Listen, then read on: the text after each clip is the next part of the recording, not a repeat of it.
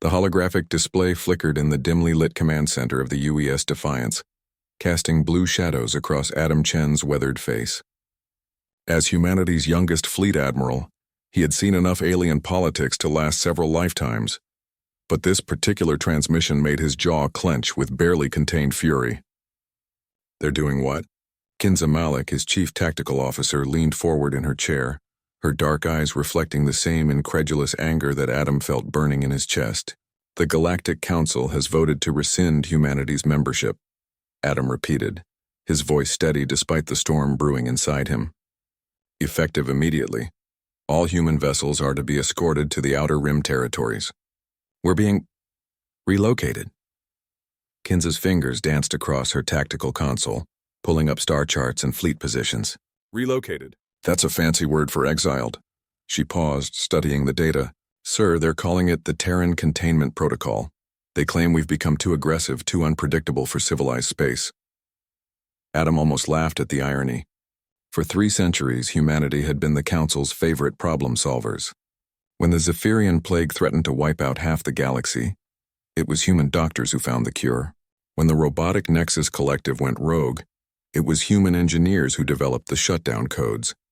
When the ancient void wraiths emerged from dark space, it was human marines who held the line while the other species cowered behind their defensive barriers. But now apparently they had forgotten. "Admiral," Lieutenant Commander Torres called from the communications station, "we're receiving distress signals from the Kepler station. Nexus ships are attacking civilian transports in the neutral zone." Adam's eyes met Kinza's across the bridge. The Nexus Collective had been dormant for decades, their mechanical consciousness supposedly contained by human-designed firewalls. If they were active again, it meant their containment had failed, and the Council had lost control of one of the galaxy's most dangerous threats. "Sir," Kinza said quietly, "our orders are to proceed to the Rim territories immediately. We're not supposed to engage in Council space. And let innocent beings die while the Council scrambles to remember how to fight?" Adam stood, his command presence filling the bridge. "Not happening. Torres, patch me through to the fleet." The communications officer hesitated for a moment, then nodded. "Channel open, sir." Adam's voice carried across the void to the 47 ships of the human expeditionary fleet. "This is Admiral Chen. You've all heard the Council's decision. They've forgotten what we're capable of, forgotten the price we've paid to keep this galaxy safe. But right now there are civilians under attack, and we're the only ones close enough to help.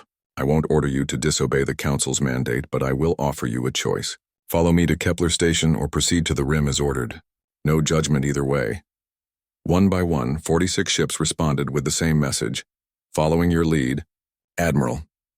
The Defiance and her sister ships dropped out of hyperspace at the edge of the Kepler system to a scene of chaos. Nexus dreadnoughts, each the size of a small moon, were systematically hunting down refugee transports filled with families fleeing the outer colonies. The sleek alien vessels moved with mechanical precision, their energy weapons carving through civilian shields like paper. "Kinza, tactical assessment," Adam ordered, settling into his command chair.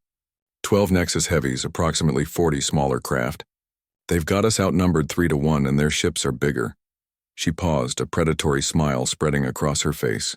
"But their predictive algorithms are 3 centuries out of date." "Then let's remind them why humans don't follow predictable patterns. All ships execute Murphy Protocol.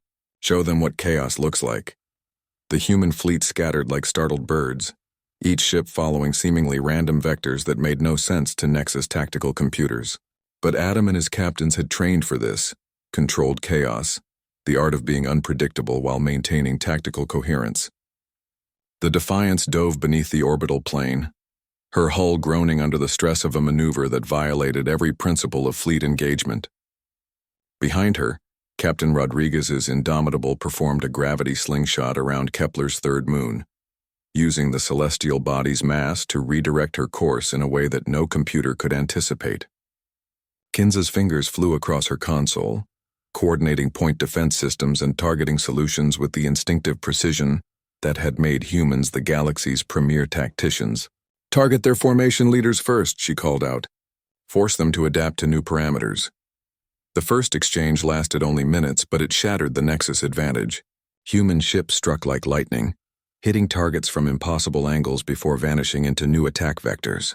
Torpedoes launched from ships that shouldn't have been able to target their destinations, guided by human intuition rather than calculated trajectory.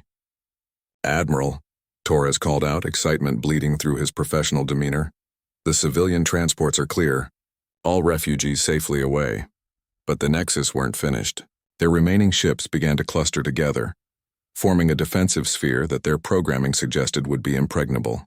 "They're adapting," Kinza observed. "Textbook defensive formation." Adam smiled grimly. "Then it's time to throw out the textbook. All ships Gettysburg Gambit. We're going straight through the middle." The human fleet reformed into a spearhead formation, every ship pushing their engines beyond safety margins. It looked like a suicidal charge, exactly what Adam intended the Nexus to think. At the last possible second, half the fleet peeled away, their courses taking them around the formation's flanks while the remaining ships punched through the center. The Nexus defensive algorithms, designed for logical opponents, couldn't process the contradiction of a simultaneous frontal assault and flanking maneuver. In the confusion, Kinza found her opening. "Targeting the command nexus," she announced, her voice steady as ice. "One shot, make it count." The Defiance's main gun spoke once, sending a concentrated beam of human-designed destruction into the heart of the enemy formation. The Nexus command ship imploded in a cascade of secondary explosions, and the remaining mechanical vessels went dark as their coordination network collapsed. As the human fleet regrouped around the Defiance, Adam opened a channel to Galactic Council Command. The response came from High Chancellor Vextar, his crystalline features twisted in what passed for shock among his species. "Admiral Chen, you were ordered to—" "I was ordered to leave Council space," Adam interrupted. "Which we will do, after ensuring the safety of civilians under attack. The same civilians your forces couldn't protect because you'd forgotten how to fight without us." The Chancellor's mandibles clicked in agitation. "The Council will not tolerate." "The Council will remember," Adam cut him off again, "that humanity didn't ask to be your sword and shield. We chose to be. And if you want us gone, that's your decision. But don't expect us to stand by while innocents die because you've forgotten what real strength looks like." Kinza muted the channel and looked at her admiral with something approaching admiration. "So what now, sir?" Adam gazed out at the stars, at the vast expanse of space that suddenly seemed full of possibilities, rather than restrictions. "Now we go to the Rim territories and remember that humans don't need permission to be heroes. The galaxy is bigger than the Council thinks, and there are always people who need help. Even without official sanction? Especially without official sanction." Adam turned to his crew, seeing the same determination reflected in every face. "Set course for the Rim. Let's see what humanity can accomplish when we're not trying to fit into someone else's idea of civilization."